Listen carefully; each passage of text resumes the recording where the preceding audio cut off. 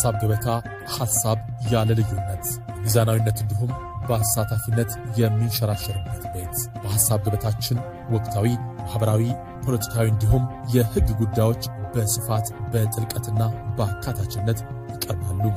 ቀደም ያልኩትን ቃል እንትን ልበልና በግድ ችግሮች ተፈጥረው እንዲህ እየተበደልክ ነው ተብሎ ተነግሮት ወይስ ያለውን ችግር እና ህመም እንዲረዳ በማድረግ ሁለቱ የተለያዩ ስማ ችግሩ እኮ ከመኖሩም አልፎ እኮ ጠመንጃ እንዲያነሳ እኮ አድርጎታል እኮ አይደል እንዴ? ጠመንጃ እኮ ያነሳ ሰው ለመግደል ብቻ አይደለም ወደ ጫካ የሚሄደው ለመሞትም ጭምር ነው። የኢትዮጵያ እኮ ብሶት እዛ ደረጃ ደርሷል። ሞገስ አሁን እያልን ያለ ነው ምንድነው? ብሶት አለ ተቃውሞ የጫካውን አይደለም እኛ የምንናገረው ነው። በዋናነት ከተማ ያለውን ያልተነሳውን ነው በዋናነት አይደል? የብሶቱ ደረጃ ነው። የብሶቱ ደረጃ እዛ ደረጃ ደርሷል። አሁን እኛ ብሶቱን አይደለም የምንፈጥረው፣ ብሶቱን አገዛዙ ፈጥሮታል።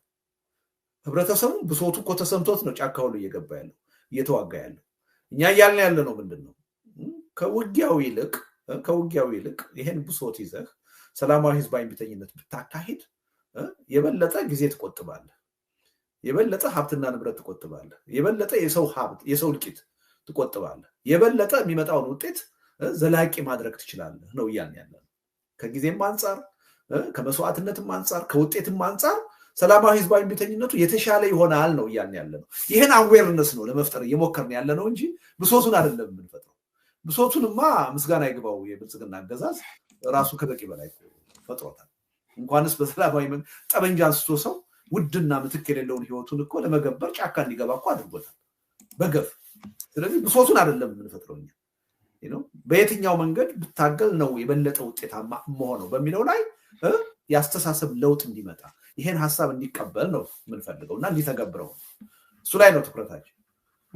አዎ ከዚህ በፊት በነበረው ውይይት ላይ በአብሮነት በተዘጋጀው ዝግጅት ላይ ህዝቡ ባይነሳ እንኳን እኛ እንዲነሳ እናደርጋለን ብለህ አስተያየት ስለሰጠ ኢንጂነር ሊያደርግ ነው ብሶትን ፈጥረው ህዝቡ እንዲነሳሳ ለማድረግ ነው የሚል አረዳድ ስለነበረ በአንድ አይደለም በበርካታ ሰዎች እንደዛ ስለነበረ ለዛ ነው የጠየቅኩ። በርካቶች እኮ ይሳሳታሉ። እንኳን በርካቶች ህዝብ እኮ ይሳሳታል። የኔን አመለካከት ምታቅ ይመስለኛል። በርካቶች ቢሆኑ የሚገርም አይደለም ማለት ነው። እውነታውን ሊቀይረው አይችልም በርካታ ስለሆነ። ስለዚህ ብሶቱን አይደለም የምንፈጥረው እኛን ራሱ እንዳውም የፈጠረን በዚህ የፖለቲካ መድረክ እንድንገኝ ያደረገን ብሶቱን አገዛዙ የፈጠረው ብሶቱን እኛ ብሶቱን መፍጠር ያስፈልጋል። ፈጥሮታል፣ ከበቂ በላይ አገዛዙ ፈጥሮታል። እኛ የምንፈጥረው ምንድነው? በሰላማዊ ህዝባዊ እምቢተኝነት ትግሉን እንዲያደርግ ግን ተነሳሽነቱን እኛ መፍጠር አለብን። በአቅጣጫው እንዲያምንበት እኛ ግፊት ማድረግ አለብን። ባያምንበት እንኳን እንዲያምንበት የማድረግ ኃላፊነት የኛ ነው የሚል እምነት አለኝ። ስላላመነበት ነው እስካሁን ያላደረገው። እዚህ የምንፈጥረው አዌርነሱን ነው የምንፈጥረው፣ ስልቱን እንዲቀበል ነው እንጂ ብሶቱን የመፍጠር አቅሙም የለንም። ተቃዋሚ ሆነ እኮ ብሶቱን ልትፈጥረው አትችልም። ብሶቱን የሚፈጥረው አገዛዝ ነው። አገዛዝ ደግሞ ከበቂ በላይ ኢትዮጵያ ውስጥ ብሶቱን ፈጥሮታል። ስለዚህ ይሄን ሁለቱን ለይቶ ማየት ያስፈልጋል። ግን ሰላማዊ ትግልን ሰላማዊ ህዝባዊ እምቢተኝነትን ተቀባይነት እንዲያገኝ ህብረተሰቡ በዛ ረገድ አምኖበት ትግል እንዲያደርግ መቀስቀስ ሆን ብሎ መቀስቀስ የፖለቲካ ኃይሎች ስራ ነው። ወንጀል አይደለም፣ ኃጢአት አይደለም፣ ስራችን። ይሄን ስራችንን መስራት አለብን ነው። ስለዚህ ህብረተሰቡ በግንዛቤ ማነስ አይጠቅምም ብሎ በማመን ባያስነሳው እንኳን እኛ ግፊት አድርገን እኛ ተጽዕኖ ፈጥረን እንዲነሳ እናደርገዋለን ነው እያልኩ። ያ ደግሞ ስራችን። በጣም ጥሩ። እሱ በደንብ እንዲጠራ ስለፈለኩኝ ነው። ሁለቱ ሲጀምርም እንደሚለዩ አስቀምጬ ነው ኮንሰፕቹዋሊ። በከተማ ላይ ግን አሁን ጫካ የገቡት ከብሶትም አልፎ እንደውም ወደ መፍትሄ ደረጃም ሄደዋል። ከአዌርነስም አልፈው የእነሱ አዌርነስ እንስማማለን አንስማማም ሌላ ጉዳይ ነው እንዳልኩ። በሰላማዊ መንገድ አላመኑ፣ በጠመንጃ ነው ያመኑት። እነሱ ከአዌርነስ አልፈው መፍትሄውም ጠመንጃ ነው ብለዋል። ከተማ ላይ ላለው ኢቭን ብሶቱን ራሱ አርቲኩሌት ማድረግ የሚያስፈልግ አይመስለኝም። እኔን ይሄን ያነሳሁት አንድ ሰው ለምሳሌ በድሎኛል ብለ ለመክሰስ ኢቭን ማለት በህግም በሌጋል ጁሪስፕሩደንስ እንማር መጀመሪያ ፔን መኖር አለበት። ቅድም እንዳሉ ግሪቨንስ አለ። ያ ፔን ስላለ ብቻ ግን ወደ ለውጥ አትሄድም። ያም ኔም ማድረግ ከሌኔ በደለኝ ማለት መቻል አለብን። የበደሉን ምንጭ አርቲኩሌት ማድረግ አለብን። ቀጥሎ እንደገና ብሌም ታደርጋለህ። ሶስተኛ ላይ ነው ክሌም የምታደርገው ወደ መፍትሄ የምትሄደውና በዚህ ደረጃ ከተማ ላይ ላለው ማህበረሰብ በተደጋጋሚ አምናም በጻፍከው ላይ ሰላማዊ ትግል አይደለም የከሰረው የወደቀው እኛንን በሚለው ጽሁፍ ላይ ያልከውም እንደዛ ነውና ከተማውን ነው ታርጌት ያደረከው። በከተማ ደረጃ ከአዌርነሱም በላይ ብሶቱን አርቲኩሌት በማድረግ ደረጃ የሚቀርብ አይመስለኝም። እዚህ ላይ ከብዙ ሰዎች ጋር አለያለሁ። ያው እየደከማችሁ እንደሆነ ሚዲያዎች አያለሁ በየቀኑ አገዛዙ ይሄን እያደረገ ነው፣ ይሄን በደል እየፈጸመ ነው፣ ይሄን ችግር እየፈጸመ ነው እያላችሁ በየቀኑ ትናገራላችሁ። ያው ሚዲያ ስለሆናችሁ ያን ማድረጋችሁ ስህተት ነው ልል አልችልም። እኔ ግን ወይም አንተ አውሮፓ ተቀምጠህ እኔ አሜሪካ ተቀምጬ አሁን የኢትዮጵያን ሕዝብ ስለ ብሶቱና ስለ ችግሩ መንገር ግብዝነት ነው ብዬ ነው የምወስደው። ከበቂ በላይ ከኔና ካንተ በላይ ያውቀዋል፣ ከኔና ካንተ በላይ እየተጎዳበት ነው ይሰማዋል የሚል እምነት ነው ያለኝ። በዛ ላይ ምንም ጥርጣሬ የለኝም። ስለዚህ ስለ ብሶቱ ከበቂ በላይ ያውቃል ራሱ ነጋሪም ይፈልጋል የሚል እምነት የለኝም። እውነቱን ለመናገር ብሶቱ ባይኖርበት እኔ ትግል ማድረግ አስፈላጊነት አለ ብዬ አላምንም። ይሄን ያህል ሰላማዊ ህዝባዊ እምቢተኝነት ኢትዮጵያ ውስጥ መቀጣጠል አለበት ብዬ እኔ እንቅልፍ አጥቼ አልሰራም ነበር። ብሶቱ ስላለ ስለማቅ ነው፣ በዚህ ላይ እርግጠኛ ስለሆንኩ እና እኔ አሁን ለኢትዮጵያ ህዝብ አሜሪካን ሀገር ሆኜ እንዲህ ያለ ብሶት አለብህ ወቀው ልለው አልችልም። ከኔ በላይ ያውቀዋል፣ ከኔ በላይ እየተጎዳበት ነው፣ ከኔ በላይ በየቀኑ በህይወቱ እየኖረው ያለ ችግር ነው እና ከበቂ በላይ ነው ያለው ብሶት። ያን ብሶት ደግሞ ምናልባት ህብረተሰቡ ይሄኛውን ብሶቴን አላወቃችሁም እንደኔ ያላመማችሁም ብሎ ሊነግረን ይችል ይሆናል እንጂ እኛ ለሱ ልንነግረው ምንችል አይመስለኝም። ምናልባት ሚስ አንደርስታንድ ሰዎች እንዳያደርጉ ብሶት የለም ሳይሆን ሞልቶ ሁሉ ፈሰሰ እንጂ እኮ በብዙ ኩንታል የሚጫን ነው። እሱ ሳይሆን ያልኩት አርቲኩሌሽን ነው። ብሶት ስላለ ያን ብሶት የምታስቀምጥበት መንገድ ማለት ስቴት የምታደርግበት ለትግል በሚሆን በሚያሰባስብ መልኩ አርቲኩሌት አድርገዋል ወይ በሚል ነው እንጂ ለምሳሌ ብልጽግና በመጣ የመጀመሪያው ዓመት 2 ዓመት እሺ ሲበዛ 3 ዓመት አይ መጀመሪያ ሁሉ ነገር ከቃል ነው የሚነሳው። በጣም አሳሳች የሆነ ቃል ይገባ ስለነበር ህብረተሰቡ በአገሪቱ ውስጥ ያሉትን ችግሮች በአግባቡ ባይገነዘባቸው ላይደንቅ ይችላል። ችግሮችም ሆነው በተለየ መንገድ ሊተረጉማቸው ይችላል። ኦኬ አንዳንድ ሰዎች ሞክ የሚያደርጉ ነበሩ። ምን እንዲያልፍልን ከፈለግን አንድ ትውልድ አቧራ መቃም አለበት ብለው የሚቀለዱ ሰዎች ነበሩ ኢትዮጵያ ውስጥ። በተለየ መልኩ ሊተረጉሙት ይችላሉ። ይሄ ጊዜያዊ ችግር ነው ያልፋል፣ ለጥሩ ነገር ተብሎ እየተሰራ ነው ብለው ሊተረጉሙት ይችላሉ። እና ብሶቱን ያኔ አርቲኩሌት ማድረግ የሚያስፈልግ ይመስለኛል። እኔ የመጀመሪያው ዓመት 2 ዓመት 3 ዓመት አድርገነዋል ብዬ ነው፣ በበቂ ሁኔታ አድርገነዋል። እኔ 27 ሲደመር 2ም ከጻፍኩ በኋላ ሌላ ተጨማሪ ማብራሪያ የሚያስፈልገኝ አይመስለኝም። ኢትዮጵያ ውስጥ ያለው ብሶት አርቲኩሌት ለማድረግ ከበቂ በላይ ተነግሯል። አሁን ባለው ተጨባጭ ሁኔታ ደግሞ ምናልባት በተለይ እንደኔና እንዳንተ ውጭ ሀገር ላለን ሰዎች ህብረተሰቡ ለኛ ሊነግረን ይገባል እንጂ ያሉትን ተጨማሪ ብሶቶች እኛ ለሱ መንገር የምንችል አይመስለኝም። በጣም በጣም ከበቂ በላይ ሞልቶ ገንፍሎ መፍሰስ ጀምሯል አሁን ብሶቱ። እኔ እዛ ላይ ጉልበታችንን ጊዜያችንን ማጥፋት ያለብን አይመስለኝም። ይልቁንስ ብሶት አለ። ስለዚህ አንድ ብሶት ውስጥ የገባ ህብረተሰብ ጠመንጃ ሊያነሳ ይችላል፣ ወይም ደግሞ ሰላማዊ ህዝባዊ እምቢተኝነት ሊያደርግ ይችላል። የትኛው ነው የሚሻለው? ስለዚህ ይሻላል በምንለው አቅጣጫ እንዴት ነው ትግሉ ሊካሄድ ይችላል? ያ ትግል በአጭር ጊዜ በቀላል መስዋዕትነት ለዘላቂ ውጤት እንዲበቃ ማድረግ የምንችለው እንዴት ነው የሚለው ላይ ነው እንጂ መነጋገርና ጊዜያችንን፣ ጉልበታችንን፣ ትኩረታችንን ማጥፋት ያለብን ሁልጊዜ ስለ ብሶት ማውራት እኔ ትርጉም ያለው አይመስለኝም። እውነቱን ንገረኝ፣ እኔ ሰልችቶኛል፣ አላዳመጥም። አሁን ዛሬ እሱንም እንመጣበታለን ሁለተኛው ጉዳይ ላይ። ጥሩ ርዕሱም ለዚህ ነው እንዲያረኩት። በነገራችን ላይ ኤግዛክትሊ አንተ እንዴትና መቼ ነው የሚለው እንጂ ብሶት እንዘግባለን አይልም ርዕሱ። ያለ ምክንያት እንዲያላርኩትም የ45 ቀኑ እንግዲህ እዚህ ውስጥ ነው የሚመጣው መቼ የሚለው ትሪገሩንም ይህንንም ቅድም ያወራ ነው። ለዚህ ነው አንተ በቂ ይመስለኛል። ከዛ ጋር የሰላማዊ ትግል ላይ አሁን ወደ አገረ ካውፒ እንመለስ፣ ወደ ግንቦት ማኒፌስቶ ላይ ሁለተኛው ሰላማዊ ትግል ሁለተኛው ፒላር ወይም አምድ ሰላማዊ ትግል አዋጭ መሆኑን እና ለውጤትም እንደሚያበቃ መስማማት ያስፈልጋል የሚል ግልጽ ባለ መልኩ አስቀምጣል። ደራሲው አንተ ስለሆንክ ያው አንተ አስቀምጣል፣ ደራሲው አስቀምጧል። እና እዛ ላይስ ቢሆን አሁን በዚህ ሰዓት ስለ ሰላማዊ ትግል አዋጭ ሰላማዊ ትግል ነው የሚያዋጣን እንደገና ደግሞ ዘላቂ መፍትሄም የሚያመጣው እሱ ነው በሚለው አረዳድ ላይ ይሄንን አገረ ካውፒ መጽሐፍ ስጽፍና አምና ስለ ሰላማዊ ትግል በጻፍኩ መጣጥፍ መካከል 1 ዓመት ስላለ ያም ሴፕቴምበር ነው የተጻፈው። ፕሮግረስ አለ ብለህ ታስባለህ? ለውጥ በተወሰነ ደረጃ አለ ሞገስ። ለምሳሌ ታስታውሳለህ ጦርነት ይቁም የሚል ሰላማዊ ሰልፍ ጠርተው ነበር አገር ቤት ያሉ የፖለቲካ ፓርቲ ሰዎች። ታስታውሳለህ? አንድ ኮሚቴ ነገር አቋቁመው ጦርነት ይቆም የሚል ሰላማዊ ሰልፍ ጠርተው ነበር። መንግስት አሳደዳቸው፣ ግን መንግስት ብቻ ነበር። አብዛኛው ተቃውሞ የገጠማቸው ከተቃዋሚው ኃይል ነበር። ሰላማዊ ሰልፍ የጠሩት የትጥቅ ትግሉን አንደርማይን ለማድረግ ነው። አገዛዙን ሌጂቲሜሲ ለመስጠት ነው።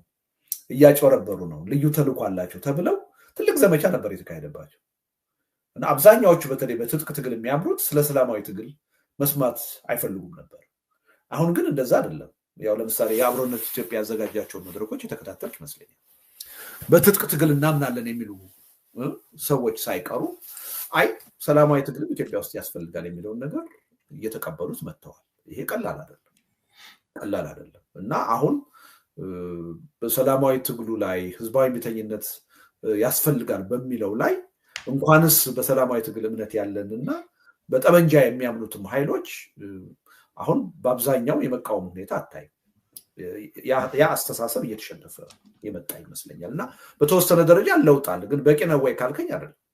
በቂ ቢሆን ኖሮ ምንም ጥርጥር የለውም ባጭር ጊዜ እነሱ ግን እዛው ጋር በቂ እዛው ያዝልኛ እነሱ ወደዚህ የመጡት ወደ ሰላማዊ ትግሉ ከመኮንን መቆጠባቸው የሰላማዊ ትግል ያዋጣል እናምንበታለን ብለው ነው ወይስ ለውጥ በየትኛው መንገድ ይምጣ በሚለው አስተሳሰባቸው ነው? ለውጥ እስከመጣ ድረስ እኛ ምን አገባን ለምንድን ነው የምንቃወመው ከሚለው አንፃር የተሳሳተ አመለካከት እንደሆነ መቃወማቸውን የተረዱ ይመስለኛል። እኛ ተስፋ ቆርጠናል፣ በሰላማዊ ትግል ለውጥ አይመጣም ብለን ተስፋ ቆርጠናል። ግን ደግሞ ተስፋ ያልቆረጠ ኃይል ይሄን ስልት ትጠቀማለሁ ሲል ለምንድን ነው የምንቃወመው? ትክክል እኮ አይደለም የሚል አስተሳሰብ ውስጥ የገቡ ይመስለኛል። ይሄ ደግሞ ተገቢ ነው የሚል እምነት አለኝ። ምክንያቱም ሰላማዊ ህዝባዊ እምቢተኝነቱ ቢቀጣጠልና ለውጥ ቢመጣ ከማንም ያላነሰ በትጥቅ ትግል እንቅስቃሴ እያደረጉ ያሉ ኃይሎች ይጠቀማሉ የሚል እምነት አለኝ። ስለዚህ የራሳቸውንም ጥቅም ካልኩሌት ከማድረግ ጦርነቱ ከቀጠለ የህይወት አደጋም ሊመጣብን ይችላል፣ ልናልቅ እንችላለን የሚልም ስጋት ሊኖር ይችላል። ከዚህም ሊታደገን ይችላል ሰላማዊ ትግል። ለምንድን ነው የምንቃወመው የሚል ጥያቄ በውስጣቸው የተፈጠረ ይመስለኛል። ለዚህ ይመስለኛል ለምሳሌ ትዕይንተ ህዝብ ባካሄድንበት ጊዜ የኦላ ተወካይ ሰላማዊ ትግል አስፈላጊ ነው እኛ እንቃወምም ብሎ ነው ሀሳብ የሰጠው። የፋኖ አንዱ መሪ ዘመነ ካሴ አንቃወምም ሰላማዊ ህዝባዊ እምቢተኝነትን እንደውም መካሄድ አለበት ብለን ነው ምናምን የሚል ሀሳብ ነው የሰጠው። ይሄ ቀላል ነገር አይደለም። ከዛም በኋላ የተለያዩ አሁን የፋኖ አመራሮች በተለያየ አካባቢ ሲናገሩ ስሰማ እንደውም ህብረተሰቡን እኛ በጦርነት እየተዋጋን እናንተ ከተማ ዝም ብላችሁ ተቀምጣችኋል በድሎት የራሳችሁን ተሳትፎ እንቅስቃሴ ማድረግ አለባችሁ የሚል ግፊት ሲያደርጉም እየሰማሁ ነው። እኔ ይሄን እንደ አንድ ያስተሳሰብ እድገት ነው እና ለውጥ አለ የሚል እምነት አለኝ። ግን ይሄ ለውጥ ገና አልጠጠረም። ገና የበለጠ መዳበር እና የበለጠ የብዙ ህብረተሰብ አስተሳሰብ መሆን የሚገባው ይመስለኛል እና የራሱ ጊዜና ስራ የሚጠይቅ ይመስለኛል ገና። በጣም ጥሩ። ይሄ ትዕይንተ ህዝቡም ከተደረገ ጊዜ በኋላ በነገራችን ላይ መስማት ብቻ ሳይሆን ሳስተላልፍም ነው የነበረው። እግረ መንገዱን ታውቃለህ ስትለኝ ነበርኩበት እያስተላለፍኩ ኤግዛክትሊ እና አዲስ ቋንቋም እየመጣ ነው ያለው እና ሁለገብ የሚል ተርሚኖሎጂ መጥቷል ልደት። እና ሁለገብ የሚለው ያው በየትኛውም የሰላማዊ ትግልም የትጥቅ ትግልም አንድ ላይ ተቀናይቶ ይሄዳል፣ ኮምፕሊመንተሪ ናቸው፣ ዋናው ነገር ለውጥ መምጣቱ ነው የሚልም አስተሳሰብ መጥቷል በዚች አንድ ዓመት ውስጥ። እና ያንንስ እንዴት ነው የምታየው? በተለይ የትጥቅ ትግል ውስጥ ያሉት እንደዛ የሚል ነገር መጠቀም ጀምሯል። አስተሳሰብ አሁን ብቻ ሳይሆን ታስታውሳለህ በ27 ዓመቱ የትግል እንቅስቃሴ ወቅትም ነበረ። ለምሳሌ እንደ ግንቦት 7 አይነቶቹ እንቅስቃሴዎች ሁለገብ የሚሉ ነበሩ። አሁንም እንደዛ የሚል አመለካከት ያላቸው አሉ። እኔ አላምንበትም በኔ በኩል። አንደኛ ሁለገብ የሚለው ራሱ ተርሙ ትክክል አይደለም። ሁለገብ ስትል ሽብርተኝነትንም ሊያካትት ይችላል ማለት ነው። በደንብ አንጥራ አውጥተህ ይሄና ይሄን ልትል ትችላለህ። ለምሳሌ የትጥቅ ትግልም ሰላማዊ ትግልም ውጤት ያመጣል ብለው የሚያምኑ ሰዎች አሉ። ይሄ ሁለገብ ነው የሚል እምነት የለኝም። አትሊስት ኳሊፋይድ አድርገውታል። ትጥቅ ትግልና ሰላማዊ ትግል ብለው በሁለቱም መካሄድ አለበት የሚሉ አሉ። ሁለገብ ስትል ግን ሁሉም ነገር ነው። በዛ ሁሉም ነገር ውስጥ ሽብርተኝነትም ሊኖር ይችላል። እኔ በዚህ ምክንያት ሁለገብ የሚለው ነገር በጣም አውዳሚ የሆነ ተገቢ ያልሆነ አመለካከት ነው የሚል እምነት አለ እና እሱ ከፖለቲካ ዲክሽነሪያችን በፋቅ አለበት ብዬ ነው የምወስደው። ሁለገብ አይደለም። እርግጥ ነው ከሀገሪቱ ወቅታዊ ሪያሊቲ ጋር ተያይዞ ሁለቱም የትጥቅ ትግልም ሰላማዊ ትግልም መካሄድ አለበት ብለው የሚያምኑ ኃይሎች አሉ። ይሄ እንደ አንድ ያስተሳሰብ ልዩነት ነው የምወስደው። እኔ ባላምንበትም አንድ አይነት አገሪቱ ውስጥ በተጨባጭ ያለ አመለካከት ነው ብዬ ወስዳለሁ። እኔ ግን የማምነው በሰላማዊ ህዝባዊ እምቢተኝነት ብቃት ያለው ለውጥ መምጣት ይችላል የሚል እምነት አለኝ። የግድ ጦርነት መሄድ የለብንም የሚል እምነት ነው ያለኝ። ግን አንድ ሰው አሁን ባለው ተጨባጭ ሁኔታ በተለይ ካገዛዙ ባህሪ አንጻር ማንነት አንጻር ሰላማዊ ትግልም የትጥቅ ትግል መካሄድ አለበት ብሎ ቢል እንደ አንድ አመለካከት አየዋለሁ። በተጨባጭ መሬት ላይ ያለ አመለካከት ሁልጊዜም አምባገነን ባለበት ሀገር ሰዎች ጠመንጃ አንስተው መሸፈታቸው የሚጠበቅ ነገር ነው፣ የተለመደ ነገር ነው። ለምን ይሄ ሆነ ልል አልችልም። እኔ ግን ማምንበት አይደለም። ከዚህ የተሻለ ሰላማዊ ትግሉ በብቃት ለውጥ ያመጣል የሚል እምነት አለኝ። የግድ ሁለቱን ማድረግ አያስፈልግንም። በአንደኛው በሰላማዊ ህዝባዊ እምቢተኝነቱ ብቃት ያለው ለውጥ ማምጣት ይቻላል በአጭር ጊዜ በቀላል መስዋዕትነት ለዘላቂ ውጤት በሚያበቃ መልኩ የሚል እምነት አለኝ። ግን እንደ አንድ አስተሳሰብ የአስተሳሰብ መኖሩ ሰርፕራይዝ አያደርገኝም። ምክንያቱም ሁልጊዜም አገዛዝ ባለበት ሀገር ሁሉን ነገር በጉልበት እፈታለሁ፣ በጠመንጃ አንበረክካለሁ የሚል ጨቋኝና አምባገነን ጨካኝ ስርዓት ባለበት ሀገር ጠመንጃ የሚያነሱ ዜጎች መኖራቸው የሚጠበቅ ነው፣ የተለመደ ነገር ነው። አዲስ ነገር አይደለም ኢትዮጵያ ውስጥ የተፈጠረው። ድሮም የነበረ ነው፣ አሁንም ያለ ነው። ወደፊትም አገዛዝ ካለ ድረስ ጠመንጃ ማንሳት የሚቀጥል ክስተት ነው። ይሄ ለምን ሆነ ልል አልችልም። ግን የኔ እምነት ሰላማዊ ህዝባዊ እምቢተኝነት በብቃት አስተማማኝ የሆነ ውጤት ማምጣት ይችላል። የግድ 2-3 ስንት ማዳበል የለብንም የሚል እምነት አለ። ሁለገብ የምትለውን ግን ብለንትሊ የምቃወመው ሀሳብ ነው። አውዳሚ አስተሳሰብ ነው። ከበቂ ጥንቃቄና ጥናት የመነጨ አስተሳሰብ አይደለም። ሁለገብ ስትል ቴሮሪዝምን ወይም ሽብርተኝነትን ሁሉ ሊያካትት ይችላል። ይሄ ትክክል አይደለም። በጣም ጥሩ። ከዚሁ ይሄንን መጽሐፍ ካስመረኩ በኋላም በአጠቃላይም ይሄንን የሰላማዊ ህዝባዊ እምቢተኝነትም በየሚዲያው ሁሉ እና በጽሁፍም ስትገልጽ አንድ በተደጋጋሚ የሚመጣ አሁንም ፐርሲስት ያደረገ ነገር አለና አሁን አሸናፊው የትጥቅ ትግል ነው። በተግባርም በአይዲዮሎጂም በአስተሳሰብም በተግባርም የታየው እሱ ነውና አገረ ካዎፒን ትተህ ለምን የትጥቅ ትግል የሚያካሂዱትን አትረዳቸውም የሚል ጥያቄ ቀርቦላል በመጽሐፉ ግምገማ ላይ አስታውሳለሁ። ከ3 ቀን በፊትም 4 ቀን በፊት ከአንከር ሚዲያ ጋር ስታደርግም ይሄው ጥያቄ ዞሮ መጥቷልና ይሄንን ስናይ እንግዲህ ይሄ በአደባባይ የሚታወቀው ነው እየገለጽኩ ያለሁትና ይሄንን ስታይ ሁለተኛው ነጥባውን ቅድም የተነጋገርንበት ፕሮግረስ ለውጥ አለ የሚለውን ነገር በሙሉነት ለመናገር ያስችላል ወይ? አንደኛ አሁን ትጥቅ ትግል ነው አሸናፊ የሆነው የሚለው ትክክለኛ አባባል አይመስለኝም። ማሸነፍ ምንድን ነው ምን ማለት ነው የሚለው ማየት አለብን። አሁን እያሸነፍን ነው እንዴ? እያሸነፍን አይደለም እኮ። ወይም ደግሞ ትጥቅ ትግል ያነሱ ኃይሎች እያሸነፉ አይደለም። አሸናፊ ሐሳብ እና ስትራቴጂ ተቀባይነት ያለው ሐሳብ ልትለው ትችላለህ። በአንድ ህብረተሰብ ደግሞ አንድ ሐሳብ ተቀባይነት ካገኘ ትክክል ነው ማለት አይደለም። ተቀባይነት ማግኘትና ትክክል መሆን የተለያዩ ነገሮች ናቸው። ብዙ ህብረተሰብ ብዙ ህዝብ ተቀብሎት ስተት የሆነ አውዳሚ የሆነ አስተሳሰብ ሊኖር ይችላል። ስለዚህ በብዙ ህዝብ ተቀባይነት ማግኘት የትክክለኝነት ማረጋገጫ አይደለም። አንደኛ ይህን በደንብ ታሳቢ ማድረግ ያስፈልጋል። ሁለተኛ እንደዛ የሚሉ ኃይሎች አሉ። እኔ ለምሳሌ እንደ ምሳሌ ያነሳህ መሳይ ለረጅም ጊዜ ሰላማዊ ህዝባዊ እምቢተኝነት ኢትዮጵያ ውስጥ አያዋጣም እያለ ይከራከረኝ ነው የነበረው አይደለም። አሁን እኔ አስተሳሰብ ለውጥ እንዳለው ነው የተገነዘብኩት። ሰላማዊ ህዝባዊ እምቢተኝነትም ያስፈልጋል ወደሚል አቅጣጫ መጥቷል። ቅድም ካልኩ ለውጦች አሉ ከምልህ አንጻር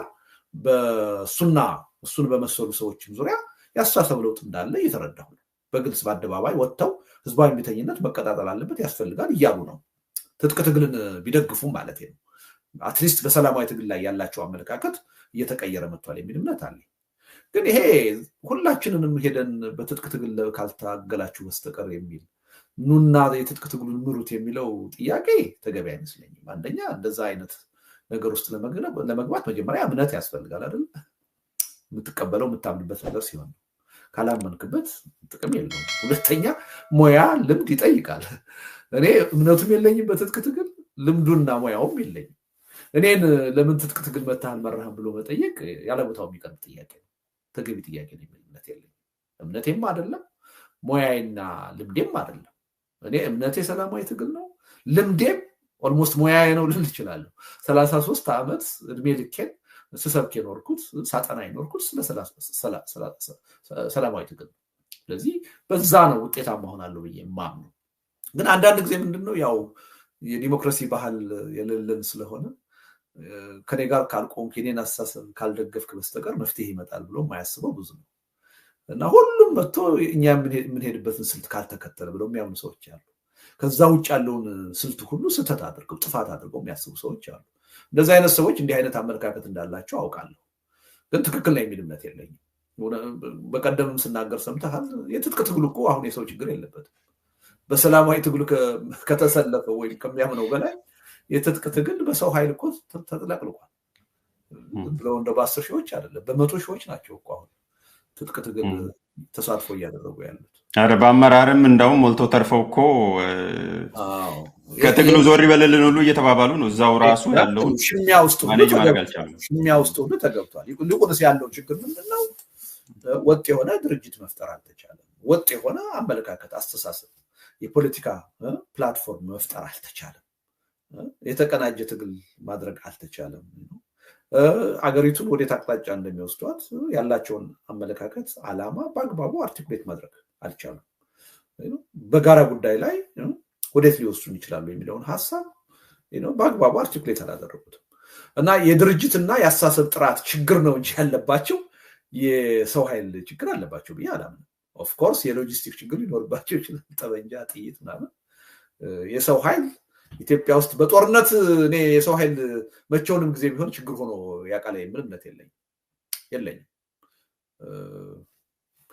በሰላማዊ ለምንድን ነው የማይሆነው እንደው እግረ መንገዱ ነው ለምንድን ነው ኢትዮጵያ ላይ ሁሉ ጊዜም እንደዚህ ለጦርነት ሲሆን ነው ብሎ የሚነሳው ኖ ይሄን እኮ ምን መደባበቅ እኮ የለብንም ጦርነት የባህላችን አካል ነው እኛ እኮ ጦርነት እኮ ምን መካበት የራሳችን ባህልና ማንነት አድርገን እኮ ይዘነው ይኖር ነው ጉዳይ እኮ ገዳይ ወዳለሁ ይያልን እኮ እስክታ ምን መጣና እስክታ ምን ወርድነን አይደል አሁን በ21ኛው ክፍለ ዘመን እስቲ ቴሌቪዥን ክፈት እስኪ የሚሰሩትን ክሊፖች እያቸው ኢትዮጵያ ውስጥ ብቻ አይደለም አውሮፓና አሜሪካ የሚሰሩ የኢትዮጵያ ዘፈኖችን ክሊፕ ብታይ ጠበንጃ የተሸከመ የሌለበት የለም ገዳይ ወዳለሁ የሚል በሬዲዮ በቴሌቪዥን ሰማል ግጠም አለኝ ተብሎ እኮ ዘፈን ይዘፈናል እኮ አይደል እና ይሄ በቃ ጥሩ ያልሆነ አንድ ባህላችን ነው ጦርነት እና የጦረኝነት አመለካከት ይሄን መገንዘብ አለብን እንደ ትውልድ አዲስ ነገር ለማምጣት ከሆነ የምናስበው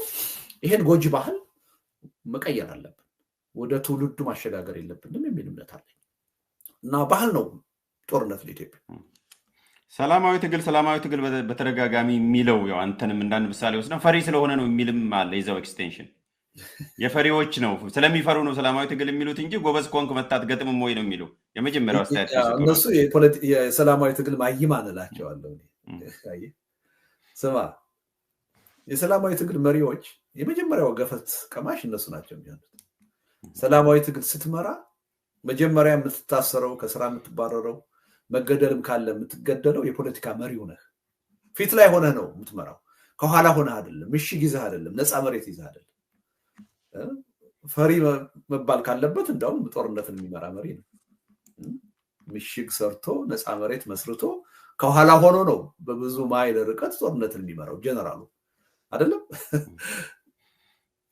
ትልቁን መስዋዕትነት የሚከፍለው ከፊት የተሰለፈው ኃይል ጭፍራው እና ይሄ የሰላማዊ ትግል ማይማን ናቸው እንደዚህ የሚሉት በአለም ላይ ትልልቅ መስዋዕትነት የከፈሉ የሰላማዊ ትግል መሪዎች ሰላማዊ ትግል መጀመሪያ የሚበላው መሪዎቹም ስለሆነ ራኬላ ሐውሳ ያለችውን ታስታውሳለህ መጽሐፉ ላይ አይደለም ጥያቄ ቀርቦላት ነበር ከዘካኦፒ እንዴ እናንተ 1000 ሰው ሞቶ ለውጤት እንበቃለን የምትሉት በሰዎች አስከሬን ተረማምዳችሁ ስልጣን ልትይዙ ነው ወይ ይላታል ኖ እኛማ ከሚሞቱት 1000 ሰዎች ግንባር ቀደሞቹን ምን ሆነ ሟቾቹን ምን ሆነ ከኋላ ሆነን አይደለም እናዋጋው ስለዚህ ይሄ አባባል ለኛ አይሰራም ነው ያለችው በተግባርም የታየው ምንድነው ራኬላ ሐውሳ በአመለካከቷ ምክንያት መጀመሪያ ከተገደሉት ሰዎች ውስጥ አንዷ ነው የሆነችው የጦር መሪዎቹ ግን ጎረቤት ሀገር ተቀምጠው ነው ያዋጉ የነበረው ምንም አልሆነም የጃይካ ስምምነት ላይ አትሊስት የመደራደር እድል አግኝተዋል።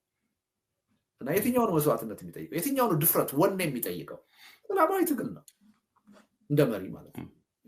እንደውም አንዱም በአምና በጻፍከው ላይ ከዚህ በፊትም በምጽፈው አንደኛው የምትደግፈው ከሞራል አንጻር የምትል ክፍል አለችና ከሞራል አንጻር ራስን ማትደግፈው ከፊት ለፊት ሆነ የማትመራና መስዋዕትነት የማካፍልበት ነገርን መደገፍና ማበረታታት ተገቢ አይደለም የሚል አለና ስለዚህ ልደቱ አሁን ባለው ሁኔታ እኮ ራኬላ ሆሳ መሆን ይችላል ወይ?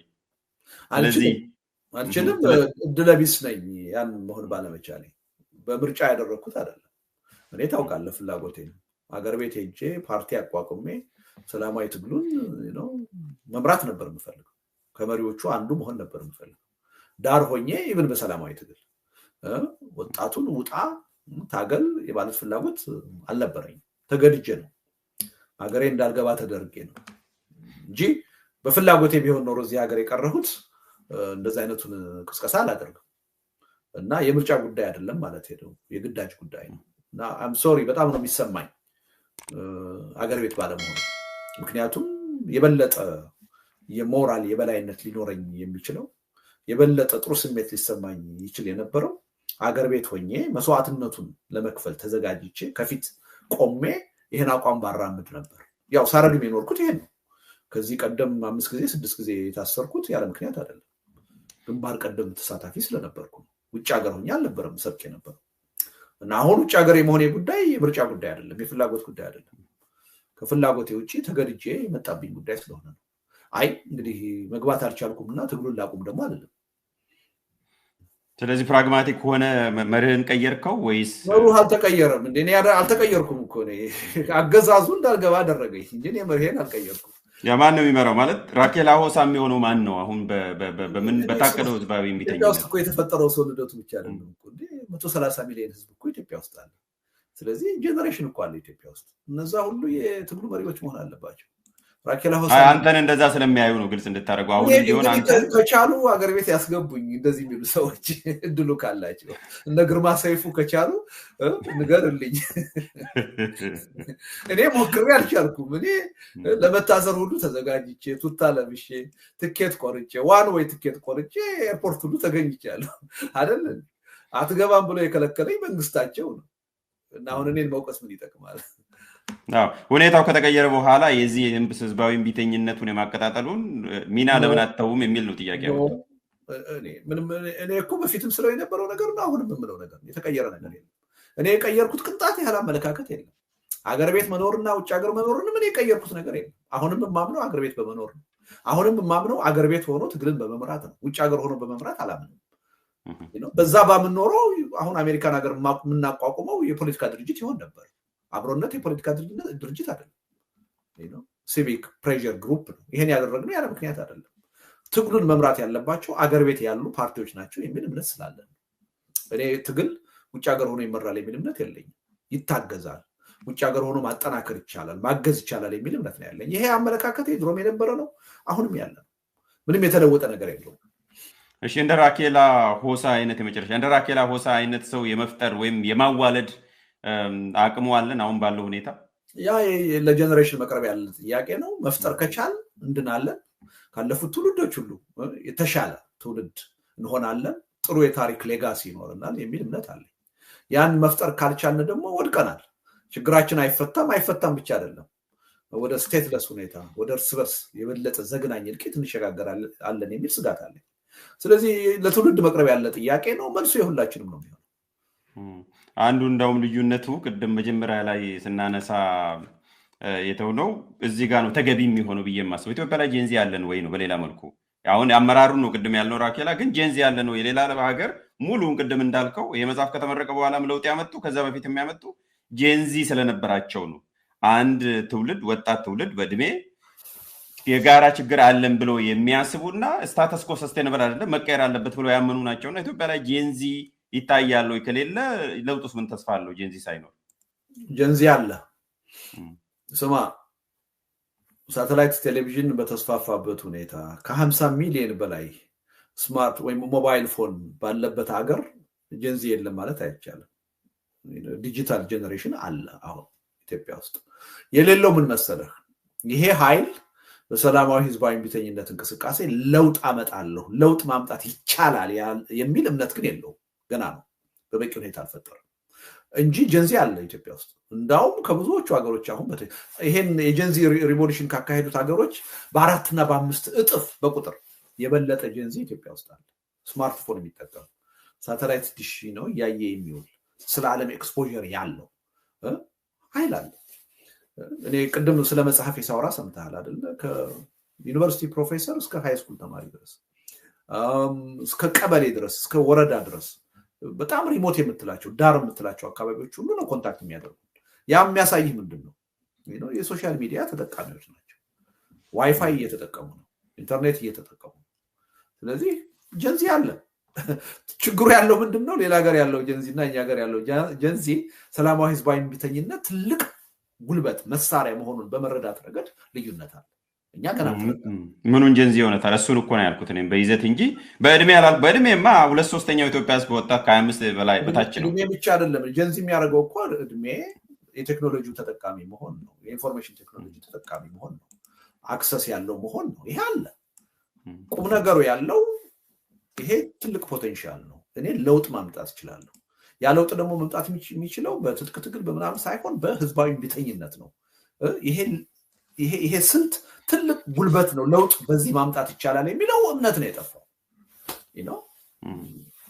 ኢትዮጵያ ውስጥ ወታደር አለ አይደል እንዴ ሰራዊት ግን ዲሲፕሊን ያለው ሰራዊት ነው ያለው አይደለም ዲሲፕሊን የሌለው ሰራዊት መኖሩ ሴቶችን የሚደፍር ንጹሃንን የሚገል ሰራዊት መኖሩ ኢትዮጵያ ውስጥ ሰራዊት የለም ሊያስብል አይችልም ሰራዊት አለ ግን ስለንቦናው ዲሲፕሊኑ የተለያየ ነገር ነው የጀንዚን ጉዳይም ካየን ያ ነው በጣም ጥቂት የሆነ ፖፑሌሽን ባለበት አገር የተፈጠረው ጀንዚ በዚህ አመለካከት በሰላማዊ ህዝባዊ ቢተኝነት የጠነከረ እምነት ኖሮት ይቻላል የሚል መንፈስ አሳድሮ ለውጥ ያመጣ እኛ ግን በሚሊዮን የሚቆጠሩ ከ50,000 በላይ ሞባይል ወይም ደግሞ የሶሻል ሚዲያ ተጠቃሚ ባለበት አገር ውጤት የሚያመጣ ሰላማዊ ህዝባዊ ቢተኝነት ማድረግ አልቻለም ይሄ ድክመታችንን ነው የሚያሳየው እንጂ ጀንዚ የለም ልንል አንችልም አለ እኔ እሱ ራሱ የዲፊኒሽኑ አካል ነው ብዬ ነው የማስበው በዛው ነው ሰዲዳ ጀንዚ ለመባል አንደኛ ትራይብለስ መሆኑ ራሱ ኮንስቲቲዩቲቭ ኤሌመንት ነው የዲፊኒሽኑ ራሱ ጀንዚ ለመባል አክሮስ ኢትኒክ የሆነ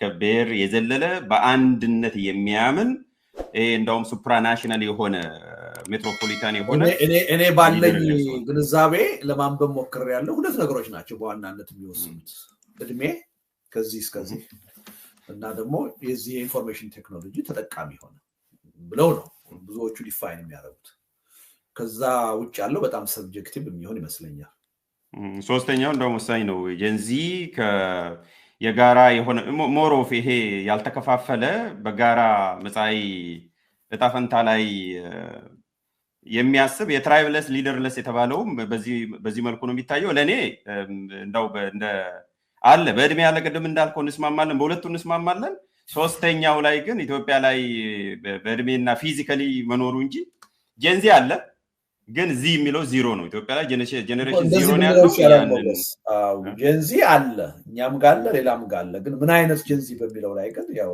ዲስክሪፕታንስ ያለ ብለው ነው የሚሻለው ጀን ዜሮ ነው ያልኩት ኢትዮጵያ ያለው በተግባር ጀን ዜሮ ነው ጀንዚው ዜሮ ነው የምታመለክተው ነው እስካሁን ባለው ዜሮ ለማለት ይከብዳል ሞገስ አንዳንድ ጊዜ ስማ የዛ የኦርቶዶክስ ሃይማኖት እንቅስቃሴ 3-4 ቀን መንግስትን ያሸበረው ያንቀጠቀጠው ከየትም የመጣ አይደለም እኮ በሶሻል ሚዲያ ሐሳብ ተለዋውጦ ነው ሰው የለም ልንለው አንችልም የሐኪሞቹ እንቅስቃሴ ተገቢ የሆነ በቂ ድጋፍ ባያገኝም ቀላል እንቅስቃሴ አልነበረም ነገ ሁላችንንም ሰርፕራይዝ ሊያደርገን ይችላል እና ኢትዮጵያ ውስጥ ታይቷል እኮ በቄሮ በፋኖ እንቅስቃሴ 2009-10 ላይ ሶሻል ሚዲያ የተጫወተው ሚና ቀላል አይደለም ትውልዱ ጀነሬሽኑ ወጣቱ ያደረገው ተሳትፎ ቀላል ነገር አይደለም እና ይሄን እንደሌለ ነገር አድርገን መቁጠር ምንችል አይመስለኝም ግን ከሌሎቹ አሁን ውጤታማ የሆነ ህዝባዊ ቢተኝነት ካደረጉት ጀንዚዎች ጋር ልዩነት አለው ልንል እንችላለን በእነሱ ደረጃ ማቹር አላደረገም እነሱ የደረሱበት ደረጃ ላይ አልደረሰም ልንል እንችላለን መኖሩን ግን ጥያቄ ውስጥ የሚያስገባ አይመስለኝም እሺ ከዛው እናስቀምጥ ወደ 45 ቀን ያልከውን አሁን መልስና ወደ ሁለተኛው ነው መጨረሻው አጀንዳ እንሄድ ባጭሩ የ45 ቀኑን ብንወስድ ቢሟሉ ማለት ነው ቅድም ባልነው ቅድመ ሁኔታዎቹ ተሟልተው መሰራት ያለባቸው ቤት ስራዎችም በበቂ ሁኔታና ውጤታማ በሆነ መልኩ መወጣት ከተቻለ provided that 45 ቀኑን በሁለት ነገሮች ጋር ብናወዳደር ብዬ ነው። አንደኛ የዛሬ 7 እና 8 ዓመት እንደው በዚህ መልኩ ነው ብለን እንውሰድና የቄሮና የፋኖ ሙቭመንት ኦልሞስት 2 ዓመት ነው የፈጀበት ሰው በተቀናጀ የሆነው ወደ 6 ወር ምናምን ነው ሁለቱ በጋራ ግን ቄሮም 2014 ላይ ነው የጀመረው በጣም የተጣጣፈው 2016 በኋላ ነው ከሬቻው ኢንሲደንት በኋላ ፋኖም እንደዚሁ ከ2016 ጀምሮ ከጎንደር ተነስቶ ሲያቀጣጥል ነበር ቢያንስ በ45 ቀን ሳይሆን እንደው አንድ ዓመት እንኳን አድርገን ብንወስድ ወደ አንድ ዓመት አካባቢ የወሰደበት ጊዜ ነው አንዱ እሱ ነው ሁለተኛ ለጥያቄ የሚያነሱልህ በዚህ አገዛዝ በተረጋጋሚ የሚያነሱ የዚህ አገዛዙ ኔቸር ወይም የዚህ መንግስት ኔቸር ከገዚህ በፊቱም ይለያል ከሌላውም ሀገር ይለያል በእነኚህ ሁለት ምክንያት 45 ቀኗ በ45 ቀን ውስጥ የሚሆን ነገር የመኖር እድሉ ጠባብ ነው የሚል ጥያቄ እንሳልና እንዴት ታዋለኝ እነኚህ ሁለቱ ፋክተሮች አልቀበለውም አንደኛ የቄሮ እንቅስቃሴ በተወሰነ ደረጃ የፋኖ እንቅስቃሴ ነበር አማራ ክልል የተካሄደው እነዛ 11 ቅድመ ሁኔታዎች ባልተሟሉበት ሁኔታ ነው ባልተሟሉበት ብቻ ሳይሆን አስፈላጊነታቸው ፖለቲካ መድረኩ ላይ ባልተነሳበት ሁኔታ ነው በድርጅት አይደለም በድርጅቶች ጥምረት በድርጅት የተመራ አይደለም በእቅድ የተመራ አይደለም በሐሳብ የተመራ አልነበረም በስሜት ነው የተመራው እና ያን ያህል ረጅም ጊዜ ቢወስድ አይደንቀኝም ማለት ነው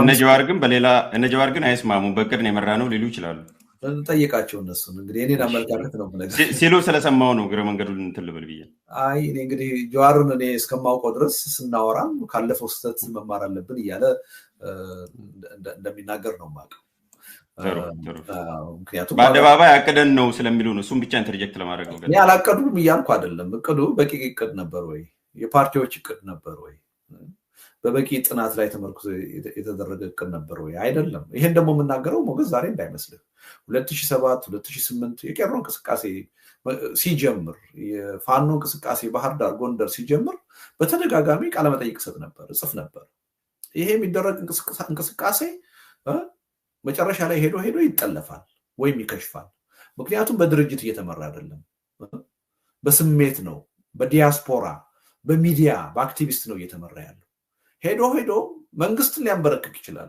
ግን ሊጨናገፍ ወይም ሊጠለፍ ይችላል ድርጅቶች ይሄን የትግል እንቅስቃሴ ፈጥነን በእጃችን ውስጥ ማስገባት አለብን እኛ ልንመራው ይገባል በየናገር ነበር ብዙ ሰው ይስቅብኝ ነበር ምን እንደማወራም አይገባውም ነበር ውጤቱ ግን ታይቷል ዛሬ አይደለም ያንንም ስለው የነበረ ነገር ነው ማለት ነው in hindsight ወደ ኋላ ተመልሼ እየተቻው አይደለም ያ ሊሆን እንደሚችል ሊጠለፍ እንደሚችል ጥርጥር አልነበረኝም እና አሁንም ቢሆን ያልኩ ያለሁት እነዛ 11 ሁኔታዎች በተሟሉበት ሁኔታ ነው 45 ቀን ወደ መጀመሪያው ጥያቄ ነው እንደገና ይመለስከኝ ሞገስ እነዛ 11 ጥያቄዎች ካልተሟሉ ከአንድ ዓመት በላይ ሊወስድ ይችላል ወይም ደግሞ ካልከው ከ7 ከ8 ዓመት በላይ ሊወስድ ይችላል ጭራሽም ላይሳካ ይችላል ኢቭን ተሟልተውም ያልኩት ለዛ እኮ ነው ግን ተሟልተውም ቢሆን 45 ቀን ካላጠረም ወይ ነው ልንገርህ ከተሟሉ ሶስተኛውን ሳምንት የሚያልፍ አይመስለኝም አሁን ያለው መንግስት በነገር ላይ ስለ መንግስት ስታወራ በ27 ዓመት የነበረው መንግስትና አሁን ያለው መንግስት ለኔ አንድ አይነት አይደለም የተለያየ ምንም ይለያያቸው ያሁኑ የበለጠ ደካማ መንግስት ነው ያፈና ባህሪውንም ካየን አምባገነንነቱንም ካየን የሴኩሪቲ አፓራቱስንም ካየን እጅግ በብዙ ርቀት ደካማ አሁን ያለው በህብረተሰብ ውስጥ ያለው ብሶት ካየን ሮሮ ካየን የያነውና ያሁኑን ማነጻጸር አንችልም ያሁኑ የበለጠ ያኔ የተወሰነ የህብረተሰብ ክፍል ሊሆን ይችላል ብሶት አለብኝ የሚለው አሁን ሁሉም ህብረተሰብ በለተለት ኑሮ ጭምር የብሶቱ አካል የሆነበት ሁኔታ ነው ያለው የቴክኖሎጂውን መስፋፋት ካየን ያኔ የነበረው ሞባይል ፎን ቁጥር ወይም ደግሞ የሶሻል ሚዲያ መስፋፋት ካሁኑ ጋር የሚነጻጸር አይደለም በጣም ውስንና በጥቂት ከተሞች የተወሰነ ነው የነበረው በቀላሉ ኢንተርኔት እየዘጋ መንግስት የሚያስቆመው ነው የነበረው አሁን እኮ መንግስት ኢንተርኔትን መዝጋት እኮ የሚችልበት እድል አይደለም ያለው ኢንተርኔትን ከዘጋ የመንግስት መዋቅር ራሱ ኢኮኖሚው የሚቆምበት ሁኔታ እኮ ነው ያለው አስቸጋሪ ሁኔታ በብዙ መልኩ ካየነው ያንና አሁን ያለው መንግስትም አንድ አይደለም በአፋኝነቱ ራሱ አይነጻጸርም ይሄ አግሬሲቭ ነው ብዙ ሰው በአንድ ጊዜ ሊገል ይችላል ግን የበለጠ ብሶቱን ያቀጣጥለዋል እንጂ መፍትሄ ሊያመጣ የሚችል አይደለም ፓወር ኮንሶሊዴት ያደረገ አይመስልም። የብልጽግና መንግስት ዛሬ ላይ ከዛሬ 3-4 ዓመት ጋር ስታወዳደር የበለጠ እንደውም ፓወር ኮንሶሊዴት ያደረገ አይመስልም።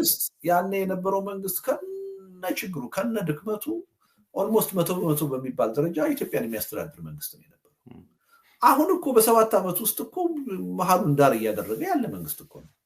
የሀገሪቱ ጠቅላይ ሚኒስትር ለቀምት ለመሄድ ባህር ዳር ለመሄድ ብርቅ የሆነበት እኮ ነው። ዜና እኮ ይሰራል ባህር ዳር ደርሶት መጣ ተብሎ። ትግራይን ያስተዳድራል የአሁኑ መንግስት? ጠቅላይ ሚኒስትሩ መቀሌ ደርሶ መምጣት ይችላል? አይችልም። አንድ አይነት አይደለም። ከአዲስ አበባ ወጥተህ እኮ መግባት አትችልም። ያኔ እኮ የነበረው ሁኔታ እንደዚህ አይደለም። እና ሬሌ ማነጻጸር ካለብን ልዩነት አላቸው። አሁን ልዩነት አላቸው። ግን የአሁኑ መንግስት ምናልባትም በታሪካችን አይተን በማናውቀው መጠን እጅግ ደካማ መንግስት ነው። በመቀጣጫ ብቻ የሚያምን በጭካኔ ብቻ የሚያምን ነው። አሁን ስማ አብዮታዊ ዲሞክራሲ የሚባል እኮ እናምንበታለን እንሞትለታለን የሚሉት የራሳቸው የፖለቲካ መስመር ርዕዮተ ዓለም ነበራቸው። በ27 ዓመቱ ስርዓት ሽጣቸውን ገትረው የሚከራከሩለት ወታደሩም ነበራቸው። ወታደሩም እንደዛው የአብዮታዊ ዲሞክራሲ አሁን ያለው እኮ ምንም የሚያምንበትም ነገር የለም። ስልጣንና የፖለቲካ ስልጣንና የኢኮኖሚ ጥቅም ያስተሳስረው መርህ አይደለም፣ የሀገር ጉዳይ አይደለም ያስተሳስረው። 1/10 አንብቦት ከሆነ ወራረዳለው የብልጽግና አባል የመደመርን መጽሐፍ።